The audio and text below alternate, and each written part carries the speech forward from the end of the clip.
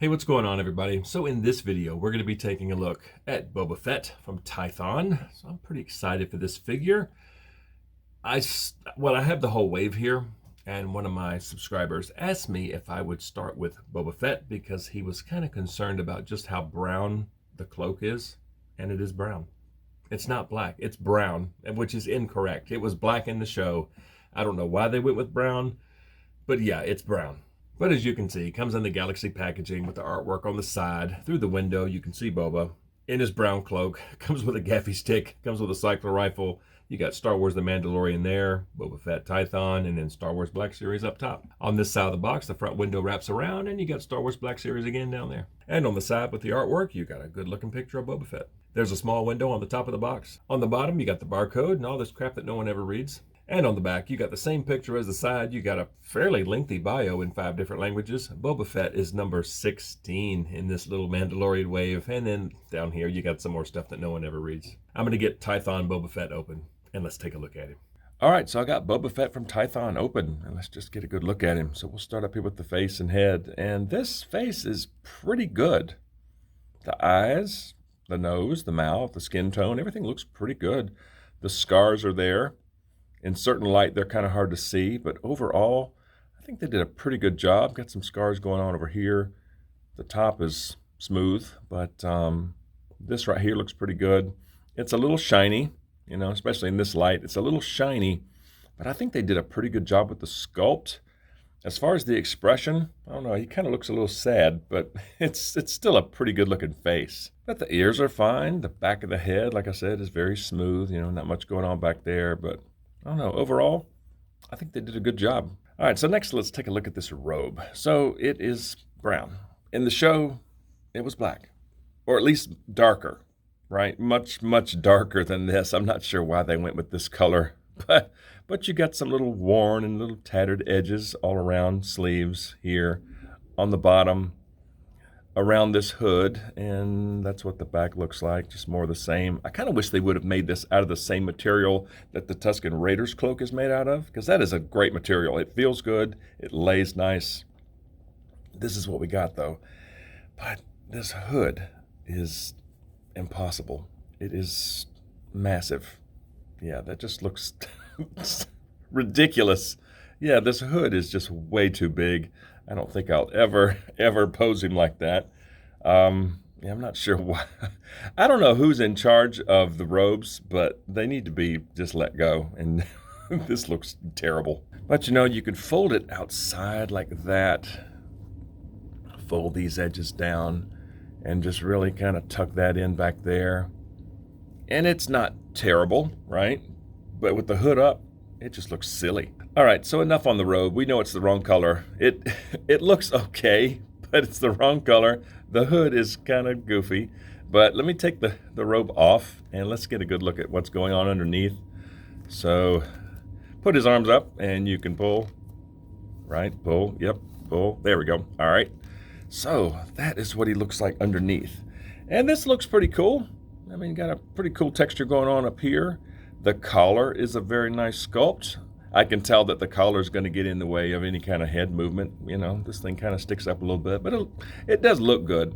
That's what the back of the shirt looks like, just more of this texture, sculpt, lines. Yeah, I like it. I think the sleeves look pretty good. It's all kind of one color, but the sculpt is very nice. This looks really good in here. The gloves look great. I love this back here. The fingers. Kind of red fingers. Yeah, that's kind of neat. Love that.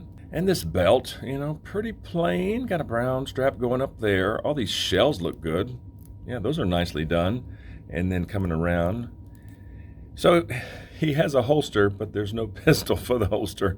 It's just an empty holster, but, it's got a pretty cool texture. It looks all right. Now, this back here, I'm really surprised that they painted this little buckle back here. Usually they kind of forget about what's going on in the back of them. They actually painted this back here gold, and you can see the little belt loops that they sculpted in. That's nice. I like that. And then, the bottom of the shirt there, and then coming around. So you have this little piece that hangs down on this side, and you have another piece that hangs down same side in the back, okay?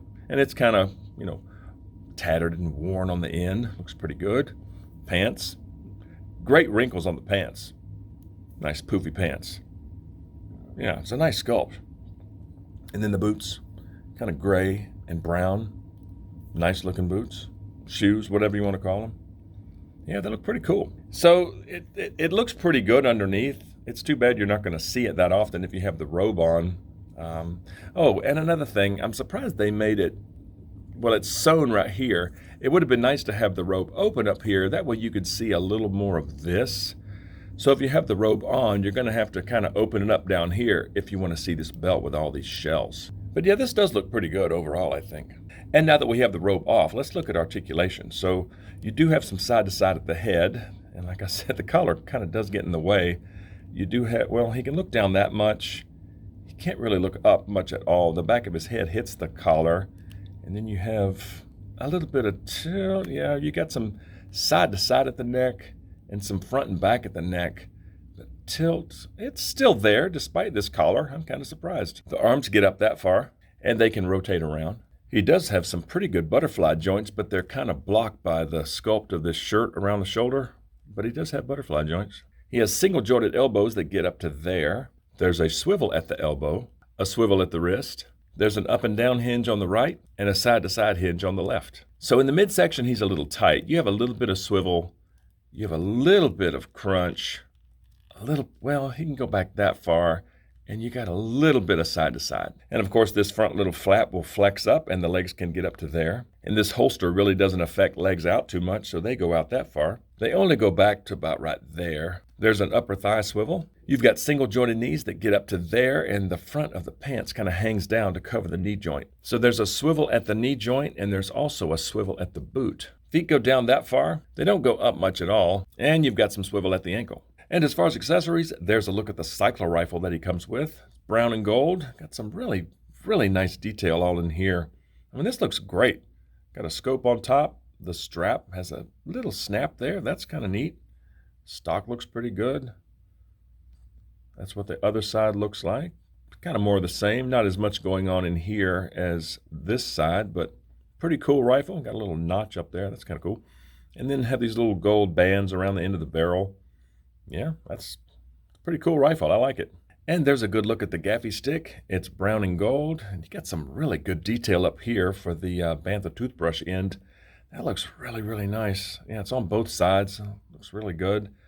So you got some little, I don't know, little cutouts in there. And then it transitions to gold. And then you have a little string tied around it to put around his, to have on his back.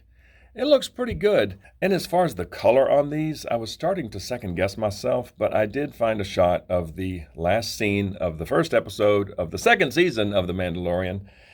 And yes, there is gold on both of these. All the gold is correct in here, and the gaffy stick is also gold from the lower half. It may be a little too gold. This half could have been a little bit darker, but I do appreciate them trying to make both of these screen accurate. So back to the rifle. As far as getting him to hold this like a rifle, it's just not going to happen. The hand is just the wrong shape in relation to the stock. So you could do something like this. It looks kind of ridiculous. In fact, I don't think we saw Boba hold this thing at all. But, you could do something like that. I don't think I'll ever pose him with this rifle. I'll probably stick this in Miggs's hand. But it does look kind of dumb. Yeah, it's too bad that they don't make the hand fit on stocks like this. But yeah, there's just no good way to get him to hold this in a natural aiming pose. And as far as the gaffy stick, yeah, he can hold this very well. And of course, you have lots of options as far as where to put this thing and how to pose him. This gaffy stick is about an inch longer than the one that came with the Tusken Raider. So this is really, really long. But it looks pretty good in his hands. This little string doesn't get in the way too much. Yeah, he holds this very well. All right, so now that we've seen him, his undersuit, which actually looks pretty good, and both of the weapons, yeah, they look okay. I'm going to put his cloak back on, and we'll see what these weapons look like on his back, and then I'm going to stick him on the shelf and see how he looks there. All right, cloak on, and this is what I was talking about up here. I kind of wish it was open up here so you could see all this detail. I mean, you could spread it out at the bottom, but it does look kind of funny. I mean, you could probably cut this. I really wish they would have made it open, even just a little higher. Yeah, it's a shame because all that is kind of covered. Yeah, I'm not impressed with this cloak and this wretched hood. This is a pain in the butt. All right, so the weapon's slung across his shoulder like that with this open. That's kind of what that looks like. This string on this gaffy stick, I thought it was okay. It's really not okay. It kind of wants to, it doesn't want to sit where you want it. Because in the shot, right, the cycler rifle was kind of low. This was kind of sitting up like that, but it just wants to fall. So the strap on the rifle actually works pretty good. The string for the gaffy stick just wants to flop everywhere. So what I did, to make this somewhat screen accurate, right? The rifle was low, gaffy stick was kind of sticking up. To keep the gaffy stick from flopping all over the place, I kind of wedged it between the barrel and the scope to kind of keep it up like that. And I mean, it's a pretty good look, once it's on him. I think it looks all right. I wish the robe was more open. And that's what he looks like on the shelf. So he's a little bit shorter than Din Djarin. He is about the same height as Q9, maybe a little taller than the Tusken Raider. But, it does look really good on the shelf. I'll probably wind up putting the gaffy stick in his hand and leave the rifle on his back. But that looks pretty good on the shelf. I mean, the cloak is brown, but the undersuit does look pretty good. Kind of wish you could see more of it. The fact that it's sewn up there, yeah, kind of would have been great to see more of that undersuit. But, the face sculpt is really good. I'm happy to have this figure. I'm not 100% just blown away by it.